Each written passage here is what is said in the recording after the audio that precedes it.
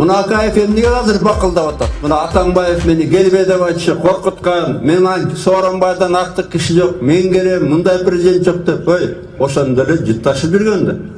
Мен 2000-жылы Акаевке каршы чыкканда, 2002-де, 2005-те деле Сооронбайга айткам, Соке досум, бизге кошулгун. Акаев туура эмес кылып атат, каршы чыгалып деп. Ошондо Сооронбай Жээнбеков мага айткан, менин бир туугандарым каршы, үй билем жакындарым Акаевди колдойт деп. Чыкпайбы? 2000-де, 2002-де, 2005-те карасаңар жок жанымда Жээнбеков. Анткени булар ошонтон бери жытташып жүргөн Акаев менен. Анан Акаевди мен кантип берейин? Келбе деп айтат элем. Келсин. Акаевке элибиздин далай суроосу бар. Биринчи суроо кантип берейин? Эң талада карапайым элди байбай ок менен аттеп министр, же УВД, же премьер-министр Бакиев тапшырма берсин. Албетте Акаев менен макулдашкан бул. Эң талада карапайым элди расстрелла деп. Анан күнөөлү жок. Келсин сурайбыз. Экинчисинен мына билесиңер.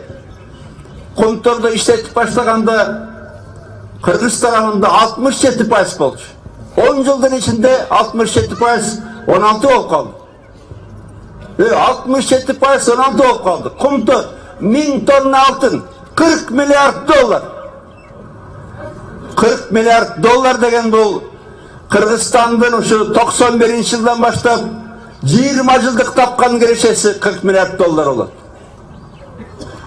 Жооп берсиндер.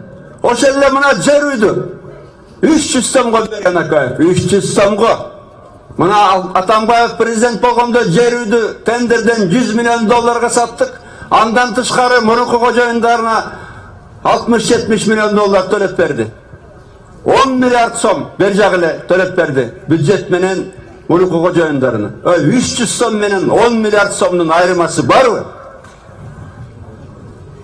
Мына Акаев бакылдап атат, тигилдеп. Келсин жооп берсин. Келсин. Кайсы акчага Рублевкада башка жактарда үйлөрдү салып алып бизнес кылып атат. Же Атамбаевга окшоп бизнесмен болчу беле? Эч качан болгон эмес. Ошо Кумтордун акчасы, ошо жерүүдүн акчасы, элдин акчасы. Келсин, күтүп атабыз Акаев. Келсин.